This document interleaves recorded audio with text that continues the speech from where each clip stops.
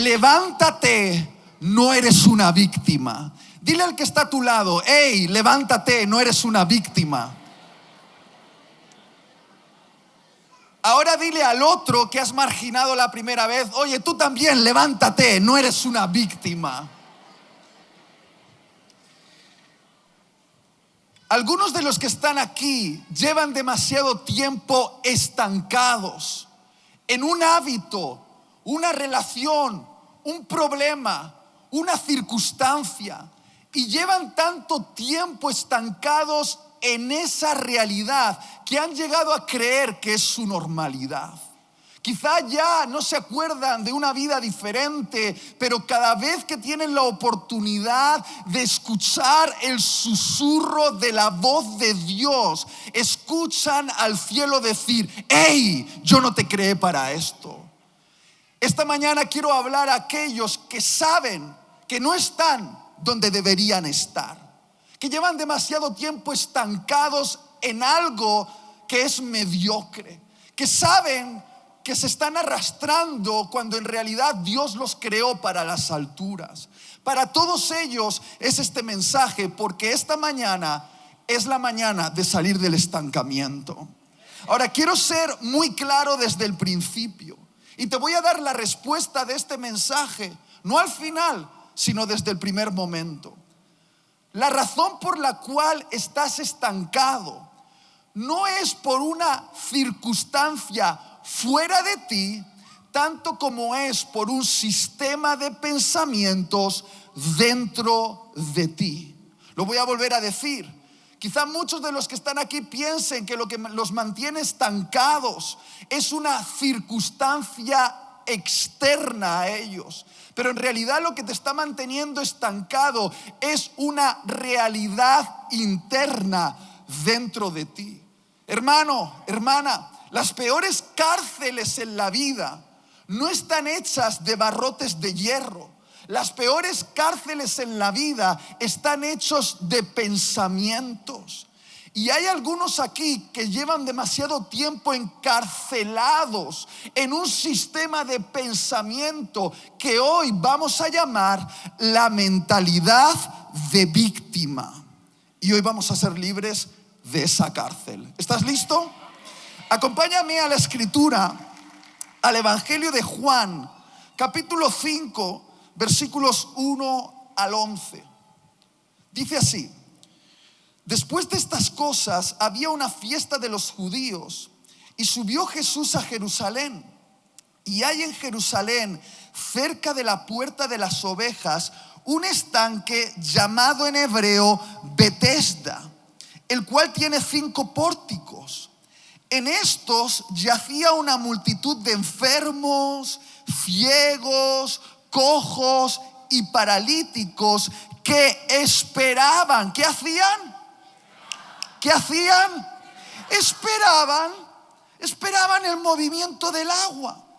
Porque un ángel descendía de tiempo en tiempo al estanque y agitaba el agua. Y el que primero descendía al estanque después del movimiento del agua quedaba sano de cualquier enfermedad que tuviese. Y había allí un hombre que hacía 38 años que estaba enfermo. Cuando Jesús lo vio acostado y supo que llevaba ya mucho tiempo así, le dijo: ¿quieres ser sano? Señor, le respondió el enfermo, no tengo quien me meta en el estanque cuando se agita el agua, y entre tanto que yo voy, otro desciende antes que yo. Jesús le dijo: levántate, toma tu lecho y anda. Y al instante aquel hombre fue sanado y tomó su lecho y anduvo, y era día de reposo aquel día. Por favor, préstame toda la atención que te sea posible en los próximos minutos. El episodio que acabamos de leer ocurrió en el Evangelio y describe un momento muy interesante con el cual nos podemos sentir relacionados muchos de los que estamos aquí. Al parecer, este hecho ocurrió en un estanque llamado Betesda, en la ciudad de Jerusalén. Un estanque que estaba muy cerca de la puerta de las ovejas que daba acceso al templo. Ahora, los historiadores y expertos creen que ese estanque era el estanque donde los peregrinos o donde los judíos devotos llevaban a sus animales, ovejas, terneros, palominos, para el lavamiento ritual antes de llevarlo por la puerta de las ovejas al templo donde serían sacrificados. Es decir, ese estanque era un estanque ritual donde se lavaba a los animales. Lo que estoy intentando decir es que si cada vez que imaginas Bethesda, te imaginas un estanque bonito, lleno de flores y mariposas, quítatelo de la cabeza, porque Bethesda era una cuadra. Escúchame bien, Bethesda estaba lleno de animales, Bethesda estaba lleno de ruido, de caos y olía a caca de burro, porque era el estanque donde lavaban a los animales antes de ofrecerlos en el altar del sacrificio. Ahora bien, ese lugar estaba lleno de enfermos. La Biblia dice que había cojos, paralíticos, sordos, ciegos, leprosos, que habían sido atraídos a ese estanque por una superstición. Y digo esto con todo el sentido de la palabra, una superstición, porque se decía que de vez en cuando un ángel, no se sabía muy bien qué ángel ni cuándo, pero descendía al estanque, agitaba el agua y el primer enfermo que se metía en el agua agitada era sanado de cualquier enfermedad. Y esa superstición había traído cientos de enfermos que esperaban su milagro en ese lugar. Cientos de enfermos que podían pasar meses o incluso años viviendo en aquel estanque esperando su oportunidad. Habían convertido los judíos aquel estanque en una especie de santuario de milagros. Algo así como un Fátima, un Lourdes. No sé si aquí en Ecuador tenéis santuarios de milagros. Ahora, no vamos a entrar a valorar por qué ocurrían milagros. Eso es otro tema. La cuestión es que ocurrían. Y ahí estaban todos esos enfermos esperando su oportunidad.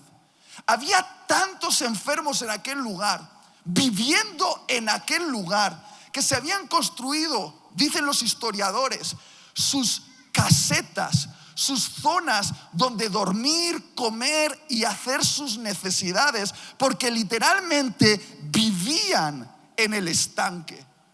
Y el gobierno de Jerusalén había construido 5 pórticos para albergar a todos los enfermos que habían hecho su vivienda allí. Ahora, mientras estoy diciendo esto, algunos despistados en la sala podrían decir: ¡ay, Itiel, qué imagen más bonita! Gente esperando su milagro.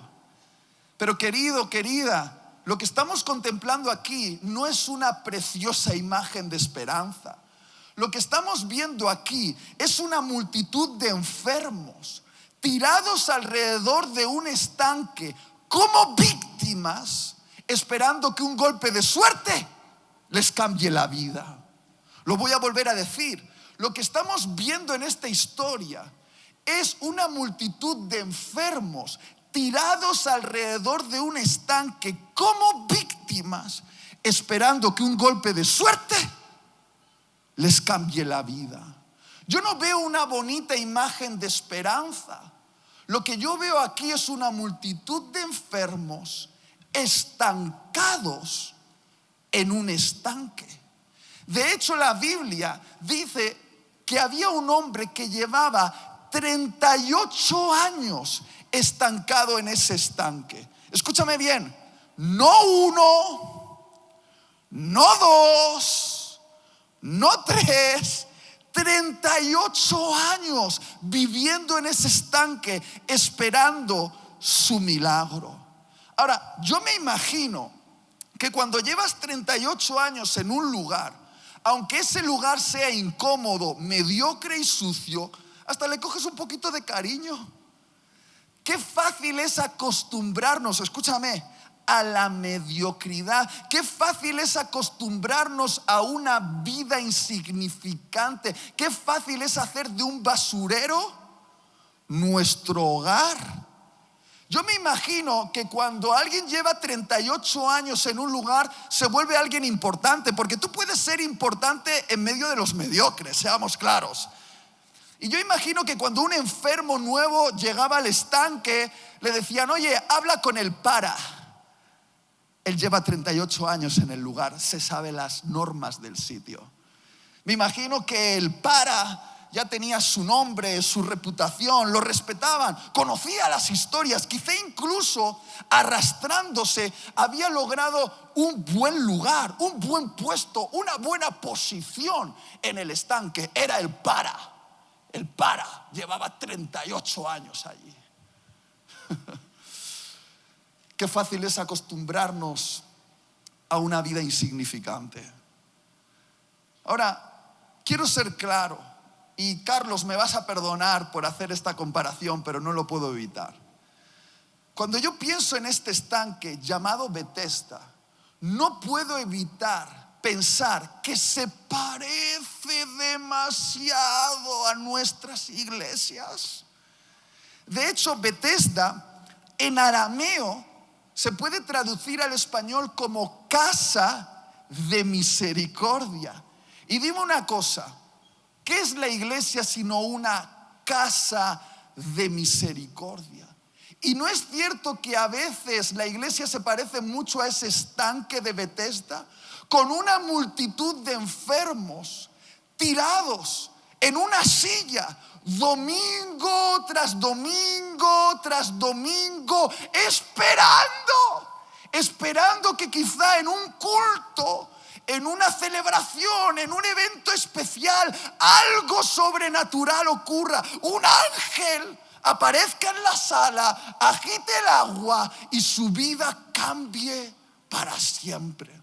Mira, te sorprendería cuántos cristianos viven su vida cristiana así, esperando que un golpe de suerte les cambie la vida, que alguien haga el trabajo difícil por ellos, esperando a ver cuándo viene el ángel. Yo no sé si será este año, quizá el próximo año, quizá dentro de 38 años. Ya mi silla tiene el hueco de mi trasero porque es mi silla en el lugar, y que nadie me quite la silla porque es el huequito en mi estanque.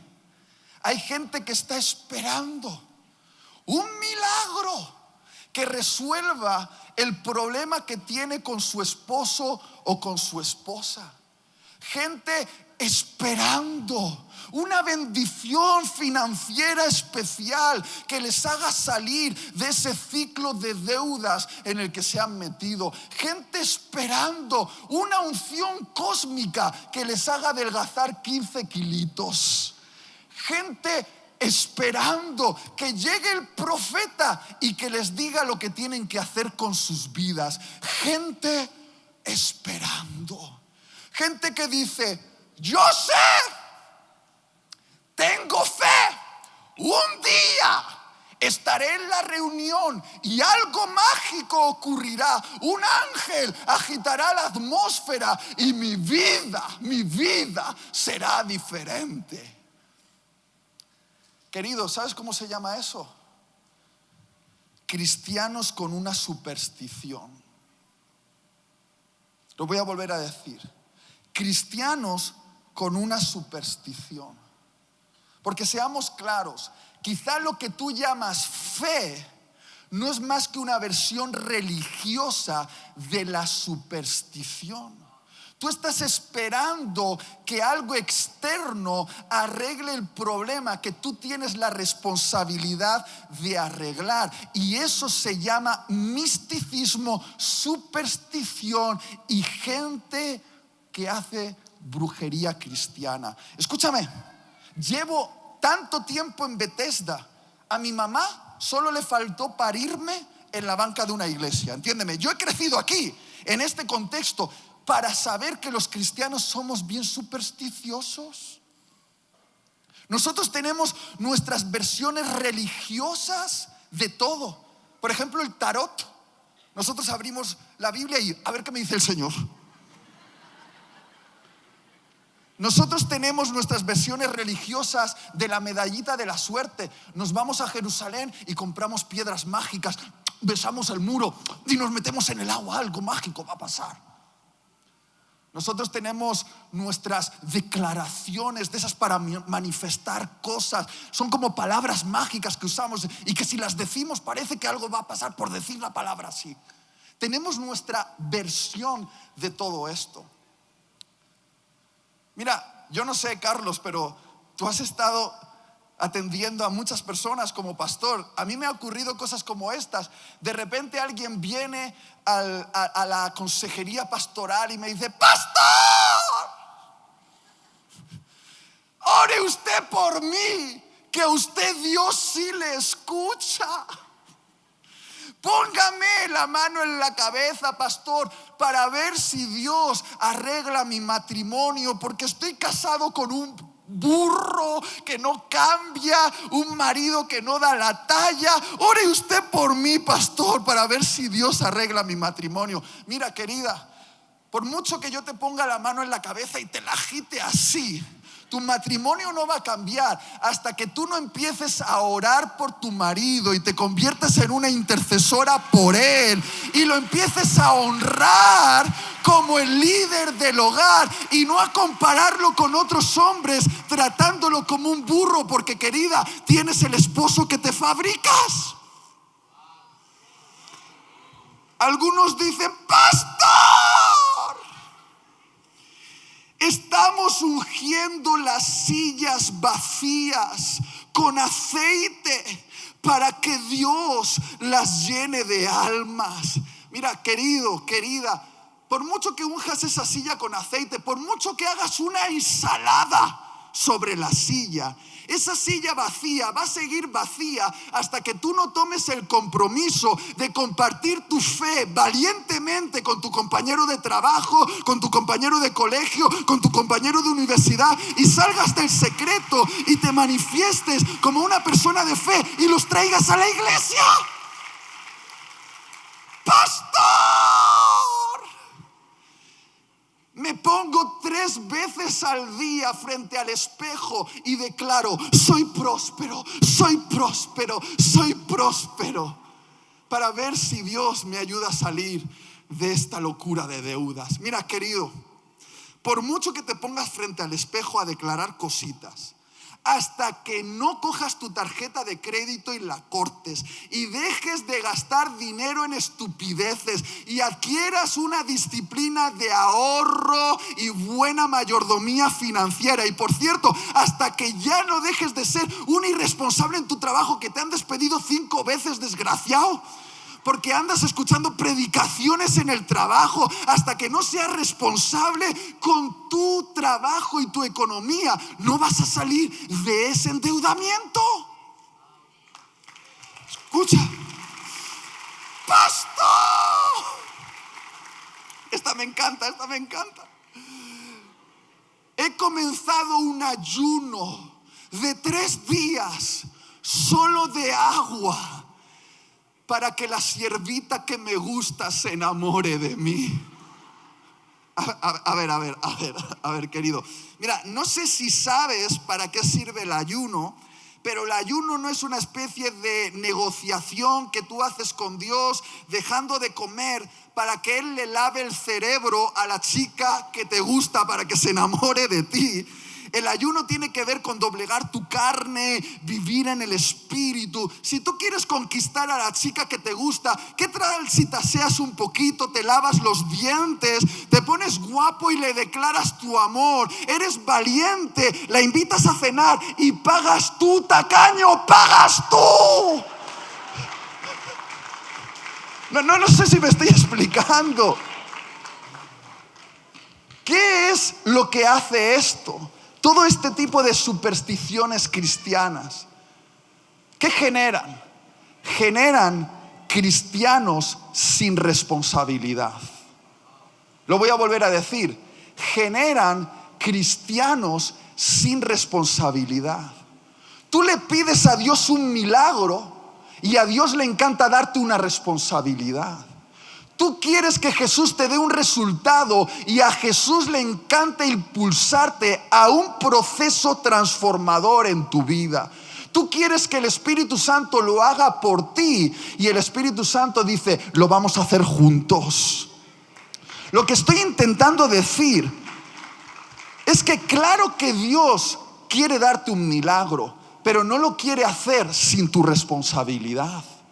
Dios quiere restaurar tu relación matrimonial y dice, yo que me quiero meter en el asunto, quiero que tu matrimonio se restaure, pero quiero darte responsabilidad. Quiero que empieces a seguir este principio y que leas la Biblia en el hogar, que presentes a Dios delante de tus hijos, que conviertas tu casa en una casa de oración, de lectura de la Biblia, donde trates con respeto a tu pareja, que la honres, que la respetes. ¿Me estoy explicando? Claro que Dios quiere sanar nuestros cuerpos. Lo vimos ayer, por ejemplo, en el campamento, milagros en los cuerpos de los muchachos. Claro que Dios quiere sanarte de una enfermedad, pero Dios también dice, quiero que seas buen mayordomo de tu cuerpo. Porque como sigas comiendo como un cerdito, metiéndote dulces constantemente, no durmiendo tus horas por la noche porque te quedas viendo el teléfono móvil, teniendo una vida sedentaria, sentado y sin hacer ningún tipo de ejercicio, cualquier milagro de sanidad que haga, lo vas a arruinar en un mes, porque te vas a volver a enfermar. Lo que estoy intentando decir es que los cristianos inmaduros viven de milagros, los cristianos maduros se asocian con Dios en responsabilidades. A mí me encantan los milagros, pero hay algo elevado en la vida cristiana y es aprender a practicar principios de fe y obediencia que nos hacen personas responsables en el reino de Dios y liberan todas las promesas que solo se les da a las personas responsables. No sé si estoy logrando explicar el punto. Hoy vengo a hablar particularmente a todos los paralíticos del alma que están aquí en este Bethesda. Es horrible ser un paralítico del cuerpo, pero querido, querida, es aterrador ser un paralítico del alma. Yo he visto muchas personas paralíticas en el alma que han arruinado los propósitos de Dios en sus vidas. Y hoy vengo a hablar a todos aquellos que están paralizados por un tipo de mentalidad supersticiosa. Personas que tienen que asumir una responsabilidad. Porque por mucho que estés en la casa de misericordia, tu vida no va a cambiar hasta que no tengas un encuentro con el misericordioso. Nosotros esta mañana no hemos convocado a esta sala a un ángel para que agite el agua. Hemos convocado en esta sala a Jesús, que tiene una palabra, y tu milagro está al otro lado de la obediencia a la palabra que sale de la boca de Jesús. Lo que estoy intentando decir es que nosotros estamos aquí no esperando que algo mágico cambie nuestra vida. Estamos aquí para escuchar la voz de Jesús y obedecer, porque la obediencia libera el destino. Lo que tú estás esperando está al otro lado de la obediencia a la palabra que sale de la boca de Jesús. Tu vida va a cambiar. No cuando un ángel te toque, sino cuando empieces a obedecer. Y voy a hablar 3 principios que nos posicionan para el milagro que estamos esperando. ¿Cuántos quieren recibir un milagro, pero uno de los de verdad? Muy bien, voy a hablar de 3 posiciones del corazón para salir de Bethesda, para salir del estancamiento, para que nuestra vida cambie. Primer principio es este. tienes que decidir si de verdad quieres salir del estanque. Di conmigo, tengo que decidir.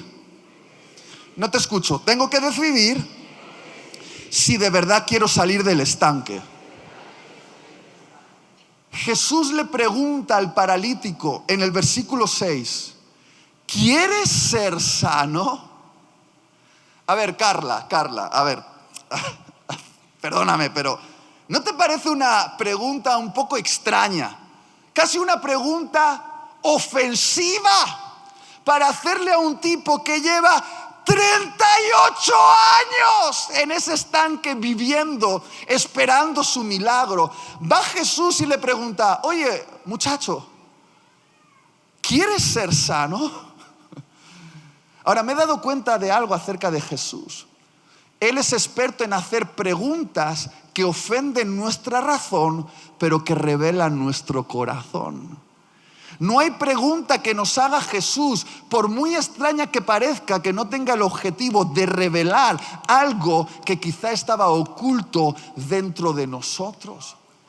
¿Por qué le pregunta Jesús al paralítico si quiere ser sano? Porque Jesús sabe que no todos los enfermos quieren sanarse.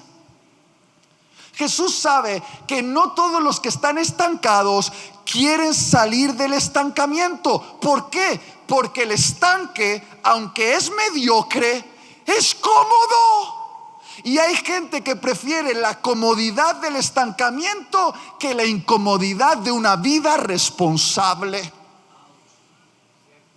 Mira, años y años y años de consejería pastoral con jóvenes me ha demostrado que lágrimas en los ojos no significa necesariamente decisiones en el corazón. He estado dedicando horas a muchachos que venían llorando por sus problemas. Les ponía la mano en el hombro y les decía, pobrecito. Y una vez visto el problema, yo les decía, mira, ¿qué dice la Biblia sobre tu problema? Que debes hacer esto, tomar esta determinación, romper con esta persona, tomar este paso de integridad, hacer este acto de obediencia. Y él decía, sí. Y sale de esa consejería con los mocos sonados, pero sin tomar ni una decisión en su vida que podría cambiarla para siempre. Y eso Jesús lo sabe. Jesús sabe que no todos los estancados quieren salir del estanque. Mira, puedes estar aquí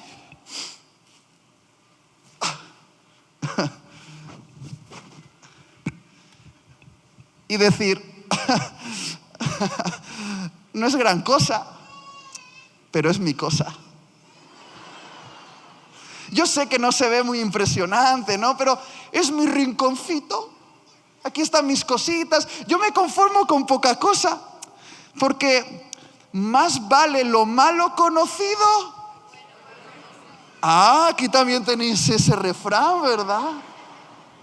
Yo sé que no es gran cosa esa relación de noviazgo que tengo con ese pagano, que lo único que quiere es llevarme a la cama y tocarme el trasero. Yo sé que no es gran cosa y que Dios no bendice esa relación, pero es que, ¿y si nadie más me quiere? ¿Y si lo dejo y me quedo solterita? No sé, casi prefiero quedarme con él porque más vale lo malo conocido. Mira, yo sé que no es gran cosa, pero es que mi abuelo trabajaba de eso, mi papá trabajó de eso, y yo, pues ¿qué voy a hacer? Pues voy a trabajar de eso, porque no sé, eso de ir y estudiar en la universidad y enfrentarme a los exámenes de final de carrera, casi prefiero seguir pues el legado de mi abuelo y de mi papá, que era un pequeño negocito que solo nos da para sobrevivir y malvivir, pero es que no sé si voy a ser capaz de cambiar las cosas. Más vale lo malo conocido. Queridos, es tan fácil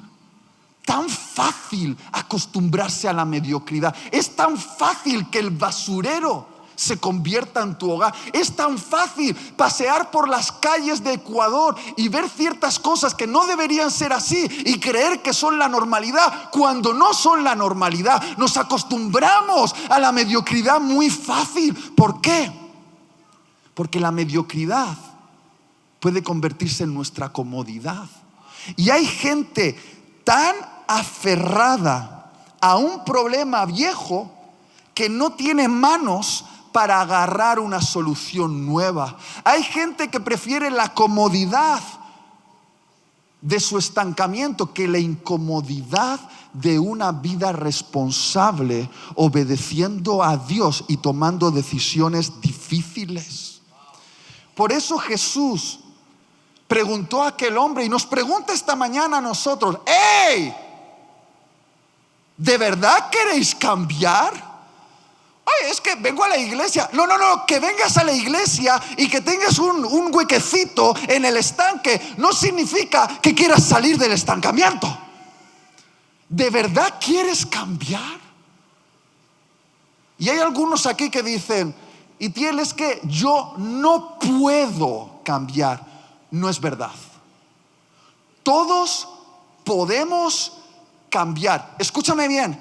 Incluso las personas que no tienen a Dios en su vida, tomando buenas decisiones, pueden cambiar. Para un cristiano no es poder, es deber. Debemos cambiar, porque ya tenemos dentro de nosotros todos los recursos divinos para el cambio. Dios no nos ha dado un espíritu de cobardía, nos ha dado un espíritu de poder, de amor y de dominio propio. Y todo lo que necesitamos para el cambio ya está aquí dentro, ya lo tenemos aquí dentro.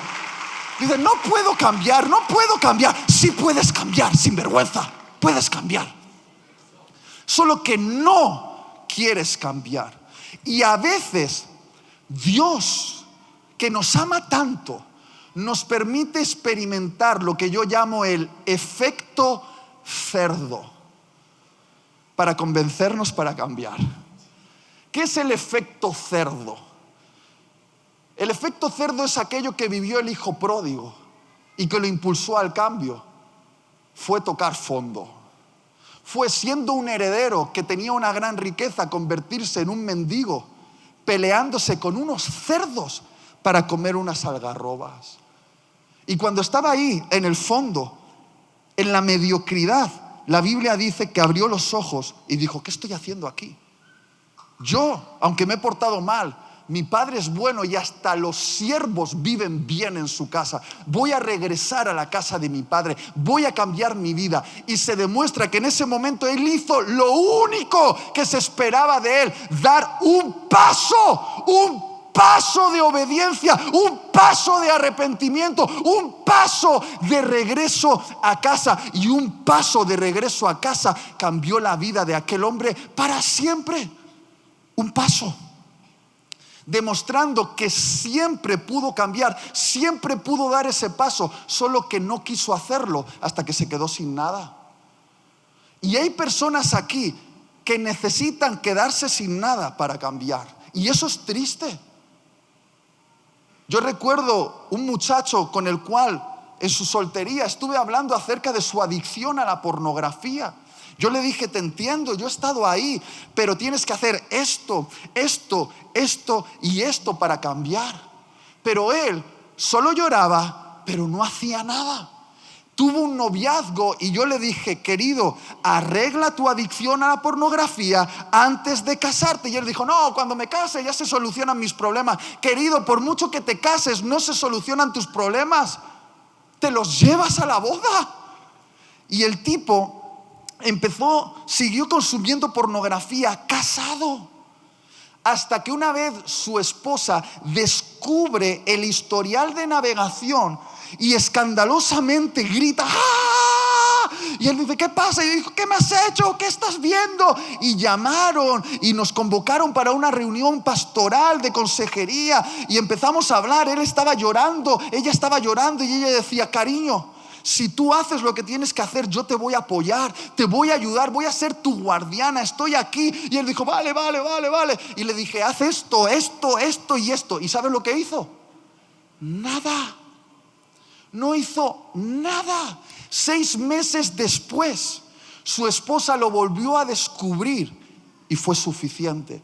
Fue donde el abogado, preparó los papeles del divorcio, se los puso sobre la mesa y cuando él lo vio, le digo como un ataque al corazón, se desmayó y empezó a llamarme y me dijo: Itiel me va a abandonar, Itiel me va a abandonar, ¿qué hago? Y le digo: ¿qué tienes que hacer? Es que no sé qué hacer. Si sabes lo que tienes que hacer. Es que no puedo. Si puedes. ¿Y sabes lo que hizo? Le dijo a su esposa: dame 6 meses. Y se fue a un centro de desintoxicación para drogodependientes. Se metió ahí y se metió en la disciplina de desintoxicación y volvió siendo un hombre nuevo, libre, y hoy tiene un matrimonio estable con hijos y una casa bendecida, porque siempre pudo cambiar, solo que no estaba dispuesto a incomodarse y tomar las decisiones difíciles. Y yo no quiero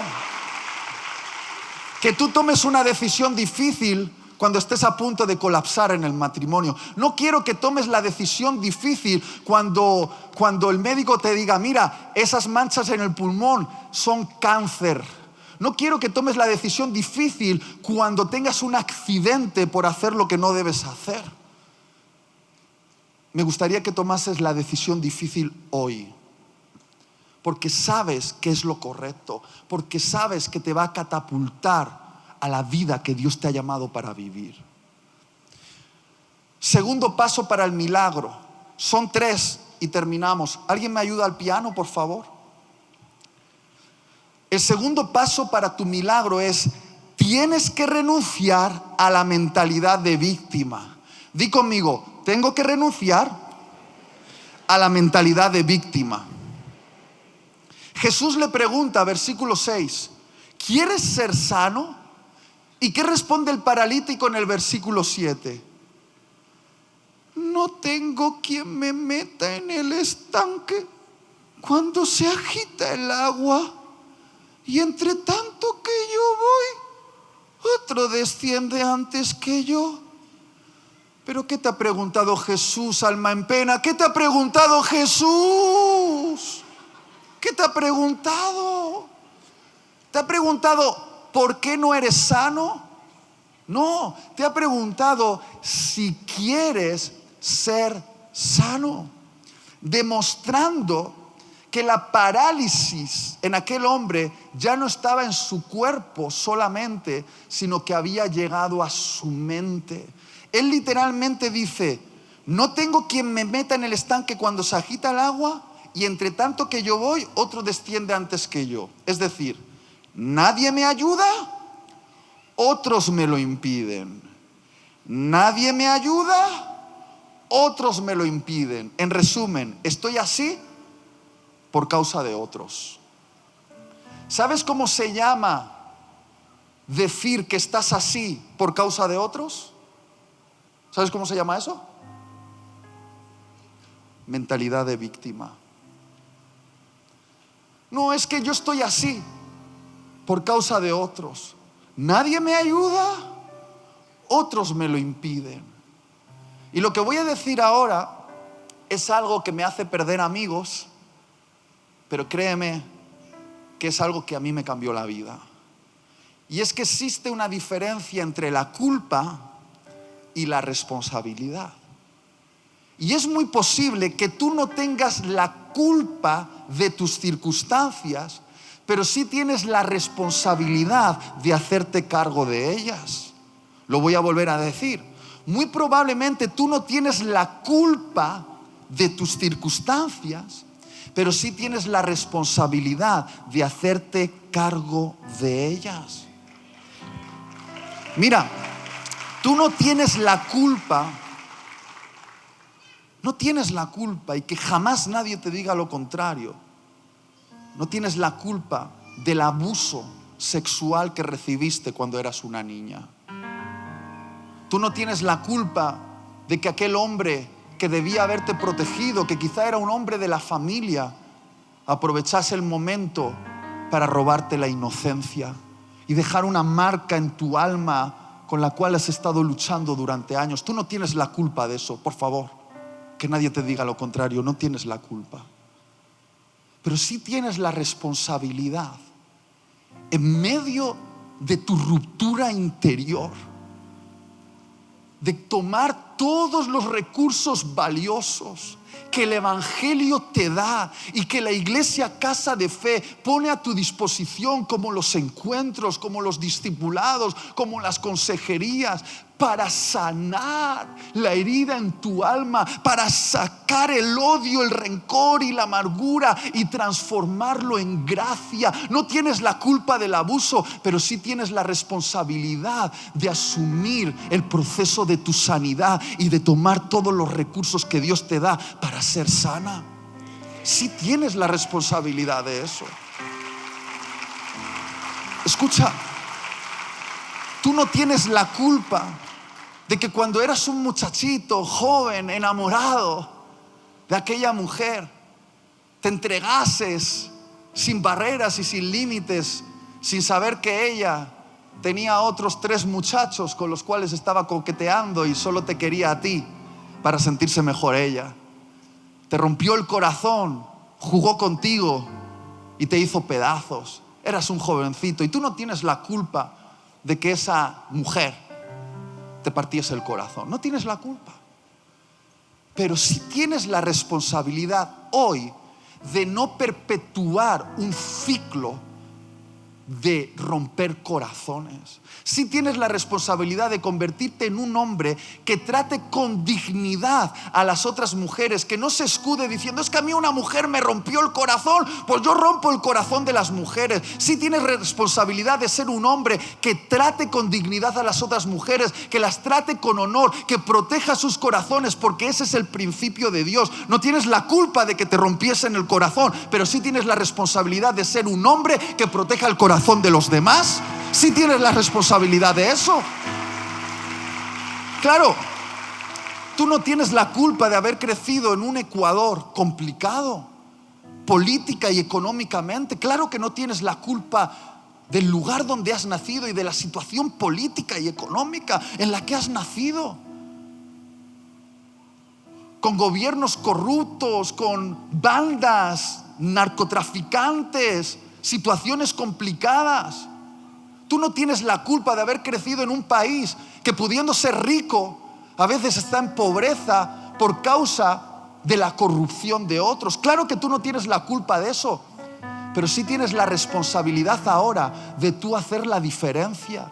Y de si montas un negocio, que sea un negocio íntegro, que no utilices el truco, la malandrería para engañar y así tengo un poquito más de dinero, y engañas a tus clientes y perpetúas la corrupción, aunque sea una corrupción pequeña, la perpetúas diciendo: es que los de arriba lo hacen, yo también lo voy a hacer. Tú tienes la responsabilidad de tener un negocio íntegro, con cuentas claras, haciendo las cosas bien, dignificando el nombre de Dios.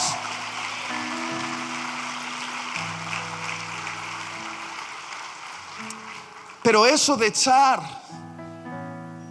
las responsabilidades sobre otros es tan antiguo como el huerto del Edén. Porque cuando Dios le dijo a Adán y a Eva: no comas del fruto prohibido, y Adán y Eva comieron del fruto prohibido, Dios fue donde Adán y le dijo: Adán, ¿qué has hecho? Y Adán dijo: yo no. La mujer que tú me diste, ella me lió y yo comí. Dios va donde Eva y le dice: Eva, ¿qué has hecho? Y Eva dice: yo no. La serpiente que tú dejaste entrar en el huerto, tú la dejaste entrar, ella me engañó y yo comí. Y Dios va donde la serpiente y dice: ¿qué has hecho? Y me imagino a la serpiente mirando y dice: no hay nadie más, será mi culpa entonces. Hay tanta gente que me dice: oye, si tu Dios es tan compasivo, ¿por qué no permitió a Adán y a Eva quedarse dentro del huerto, del jardín del Edén, cuando pecaron? Pues queridos, yo llevo años y años y años leyendo ese pasaje de las Escrituras. Lo he leído 1000 veces y todavía no he encontrado ni un solo versículo donde Adán y Eva pidan perdón a Dios. Ni un solo versículo donde Adán y Eva pidan perdón a Dios. ¿Y por qué no le pidieron perdón? Porque Adán y Eva no se creían responsables de su pecado, se creían víctimas de sus circunstancias. Y tengo una noticia para ti: Dios no puede salvar a las víctimas. Dios solo puede salvar a los pecadores que se saben responsables de sus propios pecados. Dios no puede salvarte. Dios no puede salvarte si tú eres la víctima en la historia. ¿Y cuántos aquí sois víctimas? Ay, es que siempre la culpa es de otro. La culpa es de mi papá, que me abandonó. Y como dejó el hogar, yo tuve un hueco aquí en el alma que lo intento llenar acostándome con una mujer diferente cada fin de semana, porque tengo carencia de amor por culpa de mi papá. No, es que la culpa es de mi profesor. Me ha suspendido porque me tiene manía. ¿Se entiende lo que es manía aquí? Me encanta cuando un estudiante dice: no, es que me ha suspendido porque le caigo mal al profesor. Está mejor, Carlos: me he divorciado de mi mujer porque el pastor no nos atendió a tiempo.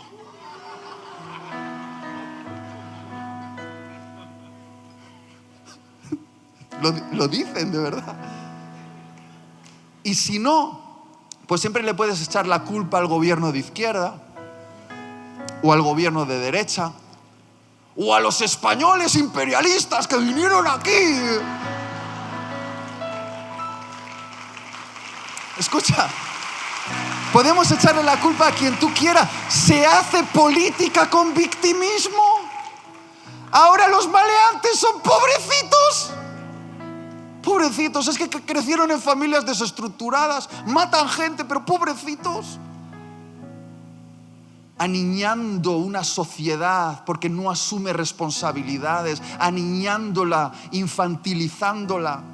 Estaba yo con un servidor en la iglesia, un chico joven con mucho talento, pero que nunca termina lo que empieza. Le damos responsabilidades que sabemos que las puede llevar a cabo porque tiene capacidad. Empieza y nunca termina. Y un día le dije: a ver, ¿por qué no terminas lo que empiezas? Y el tipo me dice: es que he visto en Google que probablemente tengo TDAH, trastorno de déficit de atención. Y le digo: no te inventes una enfermedad, desgraciado. Eres un vago, es lo que te pasa, eres un vago perezoso. Hasta hoy nos inventamos enfermedades para no asumir que somos perezosos, que no tenemos disciplina y que nos la pasamos viendo películas o series por la noche, y por eso estamos tristes, porque no dormimos. Por eso nos sentimos mediocres, porque no tratamos bien nuestro cuerpo. Decimos que vamos a hacer algo y no lo hacemos, y queremos decir que la culpa es de la iglesia, que no hay suficiente amor, y por eso me voy a ir a la otra iglesia. No sé si alguien me está entendiendo aquí. Ya voy a terminar. La mentalidad de víctima es una cadena mental que te estanca, porque alguien con mentalidad de víctima no tiene poder para cambiar. Escúchame, iglesia. Sé que este no es un mensaje que me haga tener muchos amigos, pero quizás es el mensaje más amoroso que te puedo predicar. Solo si te haces responsable de tus propios pecados, tendrás el poder del evangelio para cambiarlos. Yo recuerdo, en una de nuestras iglesias descubrimos a un líder que estaba aprovechando su posición de autoridad para acostarse con diferentes mujeres de la congregación. Y te voy a decir una cosa: si tú estás haciendo esto aquí, quiero que sepas que tarde o temprano todo sale a la luz. Y es mejor que confieses pronto a que te atrapen, porque siempre te atrapan. Y recuerdo que cuando todas las mujeres hablaron, porque eran muchas, y teníamos todas las pruebas de lo que había hecho. El sinvergüenza había robado hasta dinero. Todo ahí. Le teníamos confrontándole con las pruebas. Y el tipo estaba sentado y temblaba. Le parecía que le iba a dar un ataque. Es como una telenovela latinoamericana. Hacía espasmos y todo. Y le decimos: ¿qué tienes que decir respecto a este pecado? ¿Qué tienes que decir? Dinos algo. Y él dijo: yo no. El espíritu de Jezabel poseyó a esas mujeres para seducirme.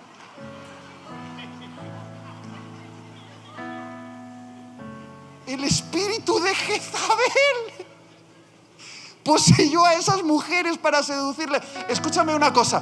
Pregúntame, hermano, pregúntame: ¿y Tiel, ese hombre, cambió? Pregúntamelo. No preguntes tonterías. Claro que no cambió, porque él se creía la víctima del espíritu de Jezabel.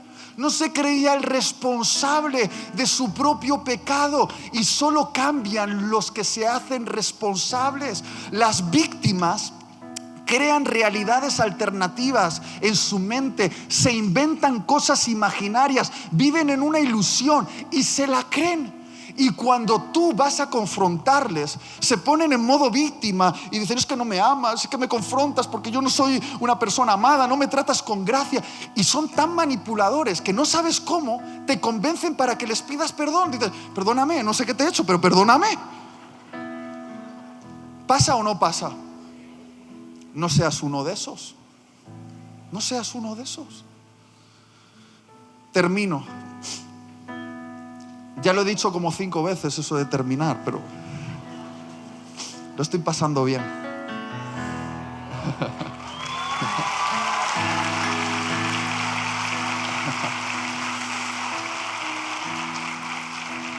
¿Sabéis por qué no podemos ser víctimas? Porque nosotros tuvimos un Jesús que se hizo responsable.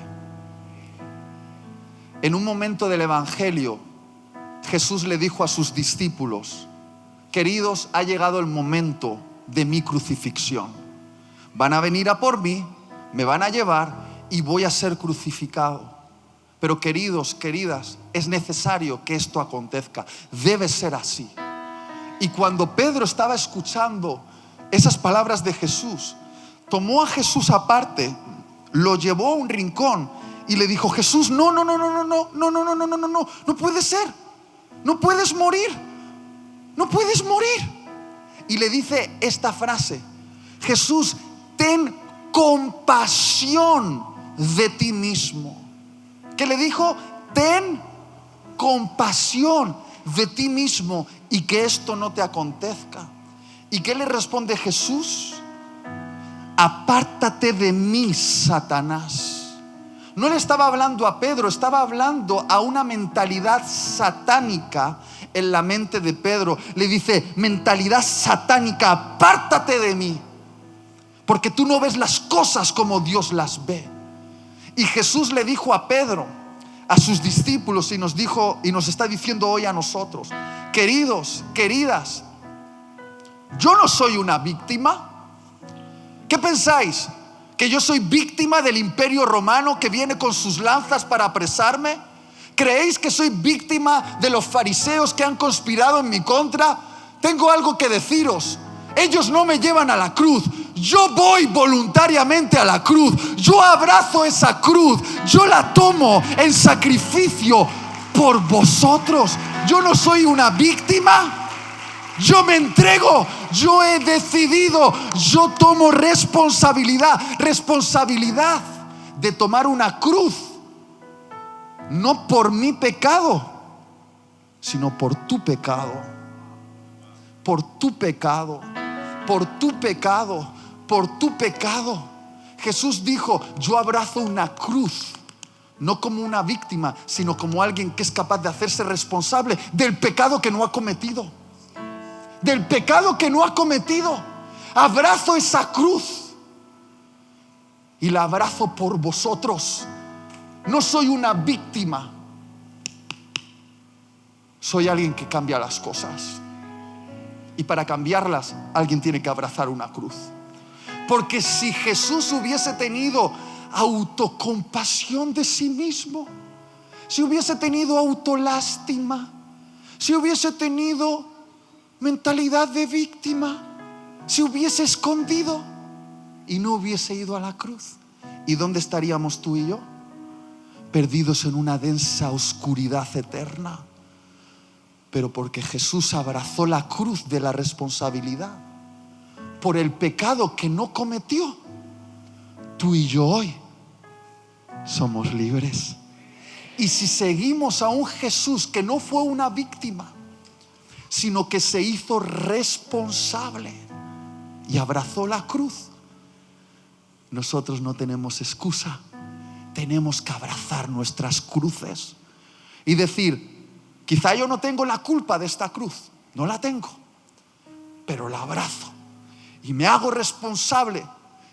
Es difícil la vida que me ha tocado vivir, pero la voy a vivir de tal manera que dé gloria a Jesús, que dé gloria a mi Dios. No viviré como una víctima, pobrecito de mí. Viviré como un héroe que cambia las cosas. Y las cosas en un país, en una familia, en una vida siempre se cambian con un hombre o con una mujer que abraza una cruz de responsabilidad. De responsabilidad. Y dice: voy a hacer algo, voy a hacer algo, lo voy a hacer, lo voy a hacer. Las vidas más emocionantes son las vidas de personas que lo han tenido difícil. Esas personas que la vida les dio limones y ellos se hicieron y vendieron y inauguraron un puesto de limonadas y se hicieron ricos. Porque las mejores historias son las historias de personas que lo tuvieron difícil, pero tomaron decisiones responsables que cambiaron el rumbo de sus vidas, de sus familias y hasta de sus naciones.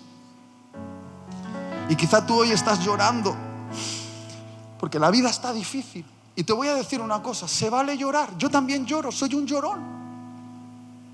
Se vale llorar, pero no toda la vida. Llega un momento en el que uno tiene que secarse las lágrimas y hacer el tercer y último paso. Ese: obedece la voz de Jesús.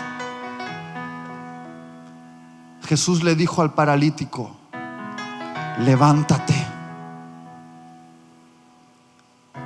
toma tu lecho y anda, sal de aquí. Ahora la pregunta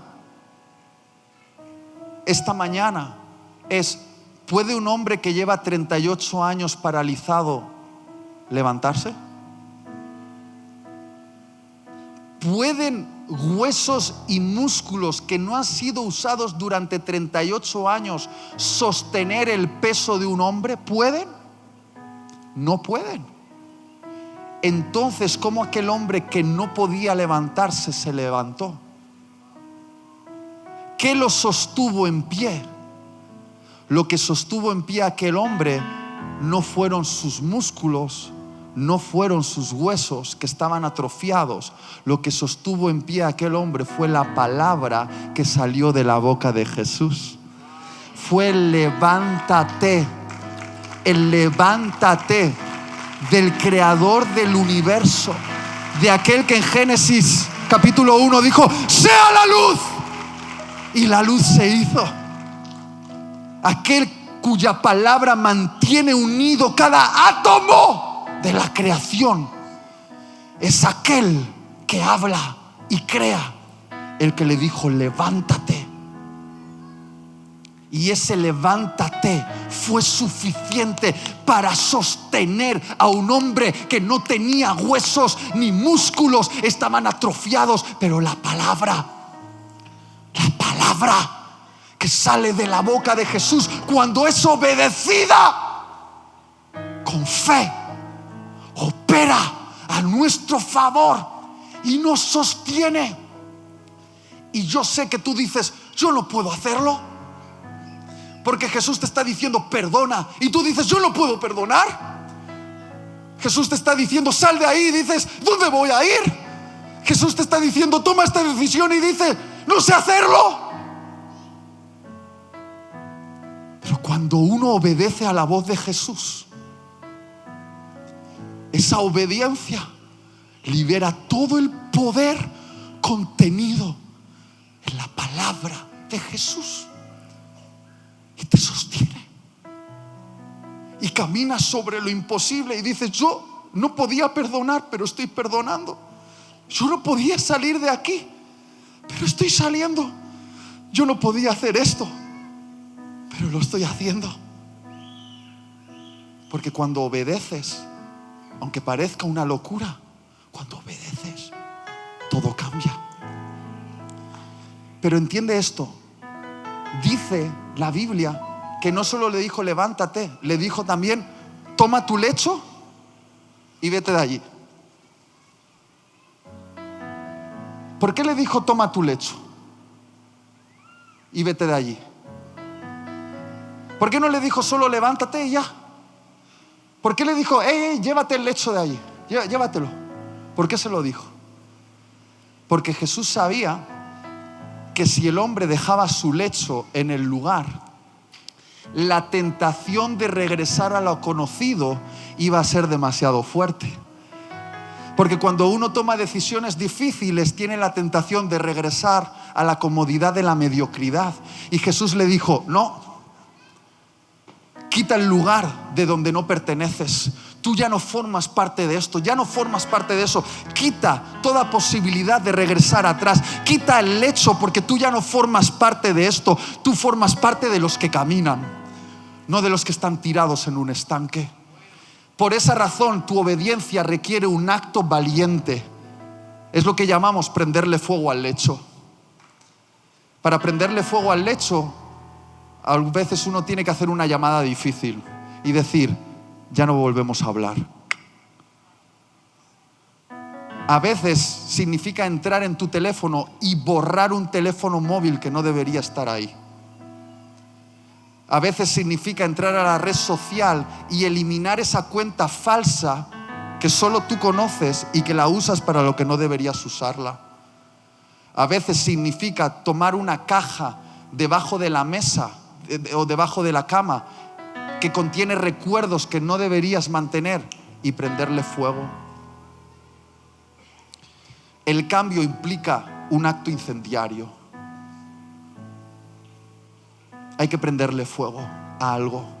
Tienes que tomar una decisión y tienes que tomarla de tal manera que te sea imposible volver atrás. Tienes que ponértelo tan difícil para volver atrás que digas, ya no puedo ir al estanque, solo puedo ir hacia adelante. Un acto valiente, quema los barcos, pon un explosivo a los puentes. Yo recuerdo que un hombre vino a la iglesia, venía del mundo heavy, del heavy satánico, de los que muerden palomas, como hay un vampiro por aquí volando, lo he visto varias veces. Es una mariposa. Joder, pues tenéis mariposas que parecen vampiros aquí. Un heavy satánico. Y vino a la iglesia y se entregó a Jesús. Y este heavy tenía una melena que era la envidia de todas las mujeres en la iglesia. Una melena con rizos que hacía así todas las mujeres. ¡Wow! ¡Qué pelo! Tenía mejor pelo ese hombre que todas las mujeres de la iglesia. Y un día, cuando él estaba en el discipulado, entendió algo. Entendió lo que ahora estamos compartiendo. Y fue a la escuela dominical, agarró unas tijeras, se metió en el baño y empezó a hacer esto. Clac, clac, clac, clac, clac, clac, clac, clac, clac, clac, clac, clac. Se cortó la melena y salió con los pelos así. Y le dijimos, ¿por qué te has cortado el pelo? No era pecado tener el pelo largo. Y él dijo, ya sé que no era pecado, pero era un símbolo de mi vieja vida y yo ya no soy el que era. Y me he cortado ese pelo para decirle al cielo y al infierno que yo ya no vuelvo atrás. Yo ya no vuelvo atrás. Yo ya no vuelvo atrás. Si tú tienes que tomar una decisión hoy, quiero invitarte a la cuenta de 3. Si tú sabes que estás en un área de tu vida estancado, y todos estamos en algún área de nuestra vida estancados, cuando diga estas palabras, a la cuenta de 3, te vas a levantar. Vamos a levantarnos, tomar el lecho y andar. 1, 2 y 3. Ponte de pie. Ponte de pie. Señor, aquí están los que caminan. No estamos esperando esta mañana a un ángel. Si están aquí, sabemos que están. Bienvenidos a la fiesta. Pero hoy aquí solo estamos esperando a Jesús. Que Jesús hable. Y ya ha hablado. Y nos ha hablado al corazón. Y lleva tanto tiempo diciéndote algo. Y estamos listos para decidir. Queremos salir del estanque. Renunciamos a la mentalidad de víctima. Y vamos a obedecer la voz de Jesús que nos está hablando.